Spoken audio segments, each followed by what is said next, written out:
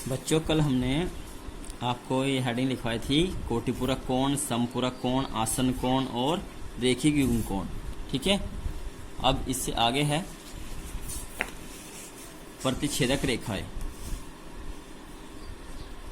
देखो, प्रतिच्छेदक रेखाएं, प्रतिच्छेद का मतलब होता है काटना।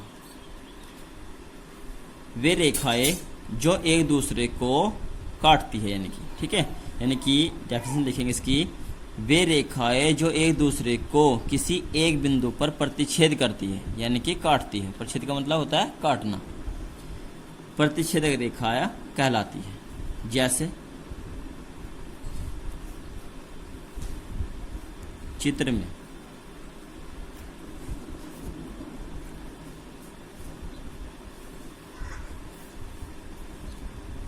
ये चित्र देख रहे हो आप, ये रेखा मान लीजिए L है और ये रेखा है M रेखा। L रेखा और ये है M रेखा, और ये दोनों रेखाएं एक दूसरे को इस बिंदु पर काट रही हैं। और इस बिंदु को हमने मान लिया बिंदु O। ठीक है, तो O बिंदु जो होगा वो इन दोनों रेखाओं का प्रतिच्छेद बिंदु होगा। तो बिंदु O को हम कहेंगे प्रतिच्छेद बिंदु। प्रतिच्छेद बिंदु, ठीक है। तो यानी कि प्रतिच्छेदक रेखाएं डेफिनेशन होगी वे रेखाएं जो एक दूसरे को किसी एक बिंदु पर प्रतिच्छेद करती है, प्रतिच्छेदक रेखाएं कहलाती है। जैसे चित्र में रेखा L और रेखा M एक दूसरे को बिंदुओं पर प्रतिच्छेद करती है। आगे है समांतर रेखाएं। समांतर रेखाएं वे रेखाएं होती है जो एक दूसरे को नहीं काटती। ठीक है, वे रेखाएं जो एक दूसरे को प्रतिच्छेद नहीं करती है समांतर रेखाएं कहलाती है। जैसे रेल की पटरी, एग्जाम्पल है इसका रेल की पटरी। या ये देखिए एग्जाम्पल, सपोज करो ये रेखा है L रेखा और ये कोई दूसरी रेखा है M रेखा।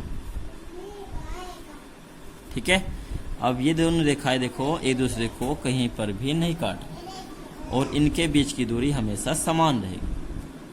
तो इन रेखाओं को हम कहेंगे समांतर रेखाएं। ठीक है, या अप्रतिच्छेदक रेखाएं।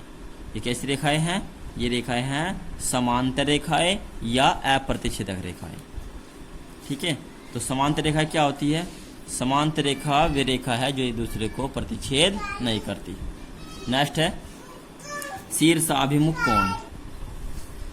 शीर्षाभिमुख कोण, जब दो या दो से अधिक रेखाएं किसी एक ही बिंदु पर प्रतिच्छेद करती है तो प्रतिच्छेद बिंदु पर बने कोण शीर्षाभिमुख कोण कहलाते हैं। जैसे चित्र में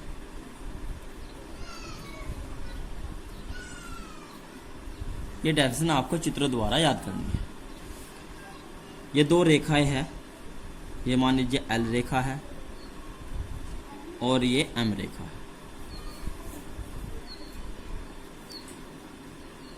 और ये रेखाएं एक दूसरे को बिंदुओं पर प्रतिच्छेद करती है।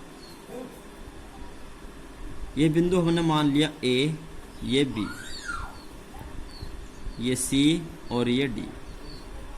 ठीक है, चाहे तो आप इनको A B रेखा पढ़ सकते हो। ठीक है, यहां से जो चित्र में आपको दिखाई दे रहा है कोण AOC, यानी कि ये कोण, और कोण BOD ये कोण, ये दोनों कोण आपस में शीर्षाभिमुख कोण है। ठीक है, और जो इस साइड का कोण है ये कोण और ये कोण, ये दोनों कोण भी आपस में शीर्षाभिमुख कोण है, और शीर्षाभिमुख कोण आपस में समान होते हैं।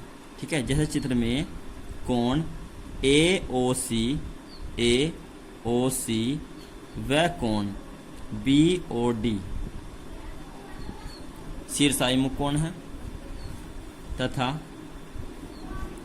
कोण COB व कोण DOA या AOD ये भी शीर्षाभिमुख कोण है, और शीर्षाभिमुख कोण आपस में समान होते हैं। यदि ये कोण 30 अंश का है तो ये भी 30 अंश का होगा। यदि 150 का है तो ये भी 150 का होगा। ठीक है, तो शीर्षाभिमुख कोण क्या होते हैं?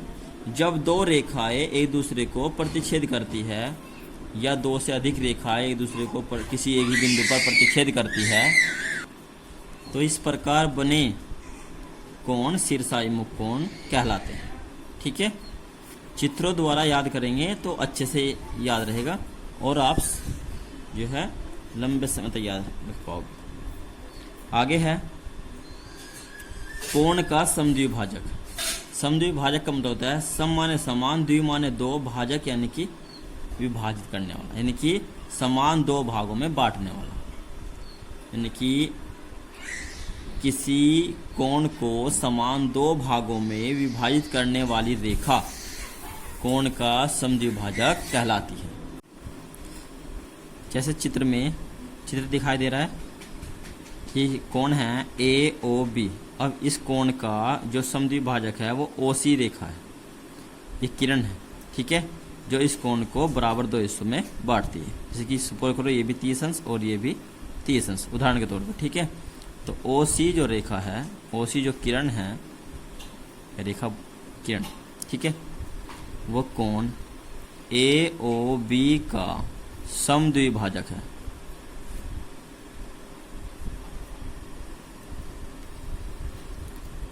ठीक है बेटा, आज की वीडियो में इतना ही।